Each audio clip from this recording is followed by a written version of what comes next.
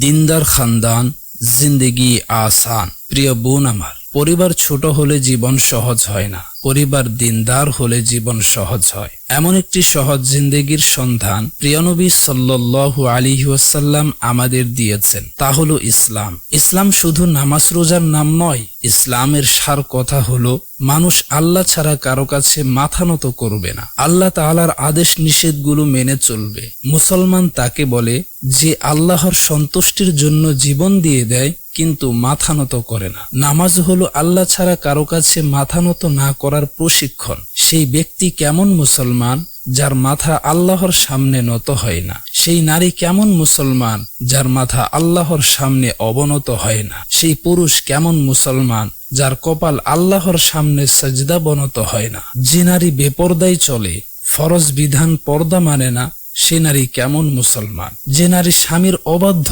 সে নারী আবার কেমন মুসলমান? আমরা চাই জগতের সব নারী পুরুষ মুহাম্মদ সাল্লাল্লাহু আলাইহি ওয়াসাল্লামের তরিকার উপর এসে যাক। আমরা চাই আজান দেওয়ার সাথে সাথে মানুষগুলি মসজিদের দিকে ধাবিত হোক। আমরা চাই সব মুসলিম নারী পুরুষ পর্দার বিধান মেনে চলুক। আল্লাহর বিধান মতে জীবন সাজানোই আমাদের জন্য কামিয়াবি। হযরত মুহাম্মদ মুস্তাফা সাল্লাল্লাহু আলাইহি ওয়াসাল্লাম যে জীবন পদ্ধতি নিয়ে এসেছেন, আমাদের সেই জীবন পদ্ধতি শেখার মেহনত করতে হবে, যাতে আমাদের লেনদেন, স্বভাব চরিত্র ও গোটা জীবন নবীওয়ালা হয়ে যায়। তা কিভাবে হবে? তা হবে মুহাম্মদ সাল্লাল্লাহু আলাইহি ওয়াসাল্লামের পবিত্র জীবন অনুসরণের মাধ্যমে। আমাদের দাওয়াত হলো জীবনকে জীবন্ত করে তোলার জন্য আপনার প্রতি আহ্বান, যেন সব পুরুষ ও নারীর মাঝে দিন জানা ও মানার আগ্রহী তৈরি হয়ে যায়। আমাদের মাঝে নামাজ এমন ভাবে জীবন্ত হয়ে উঠুক যেন কোনো নারী বেনামাজি না থাকে। আমরা চাই চরিত্র এমন হয়ে যাক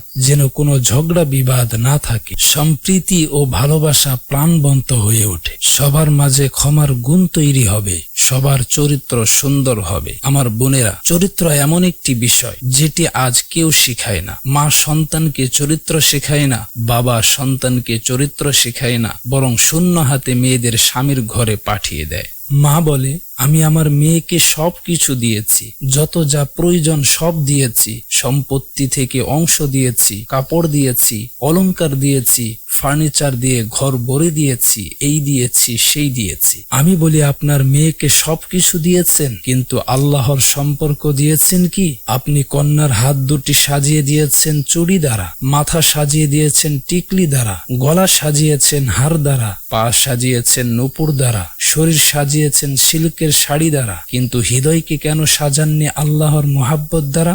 এই যে মেয়েটিকে শূন্য পাত্র বানিয়ে পাঠিয়ে দিলেন, কাল ও পাহাড় সম জীবন কিভাবে অতিবাহিত করবে? যতক্ষণ পর্যন্ত আল্লাহর সঙ্গে তার সম্পর্ক তৈরি না হবে, ততক্ষণ তার জীবনে সুখ কিভাবে আসবে? আপনি তো ওকে পরের ঘরে পাঠিয়ে দিলেন, ও তো সেখানে বউ হয়ে যাচ্ছে, কন্যা হয়ে নয়। তাই আগে সন্তানকে দিন শেখান, চরিত্র শেখান, মানুষ বানান, তারপর বিয়ে দিন। জীবন চলার পথে দিন তাকে আলো দিয়ে সাহায্য করবে। কন্যাকে আগে আল্লাহর সাথে সম্পর্ক করা শেখান, তারপর বিয়ে দিন। অলংকার দিয়েছেন, পোশাক দিয়েছেন, ঘর ভরে ফার্নিচার দিয়েছেন, সবকিছু দিয়েছেন। আল্লাহর কসম, যদি আল্লাহর সম্পর্ক না দিয়ে থাকেন, তাহলে আপনি তাকে কিছুই দেন। একটি মেয়ে 20 বছর পিতামাতার ঘরে জীবন অতিবাহিত করলো, কিন্তু পিতামাতা তাকে আল্লাহর সামনে কাঁদতে শিখায়নি, আল্লাহ ও আল্লাহর রসুলের সম্পর্ক শিখায়নি। এর অর্থ হলো মেয়েটিকে তারা খালি গলায় পাঠিয়ে দিল,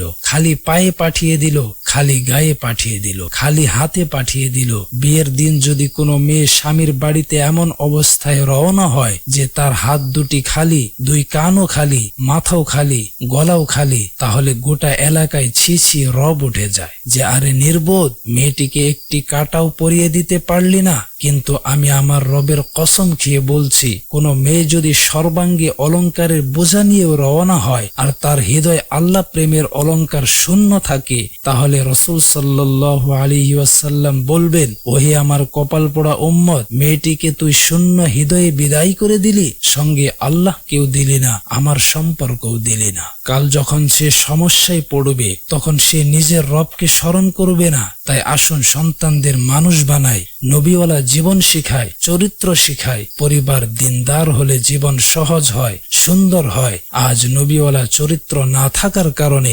সংসারে এত ঝগড়া বিবাদ।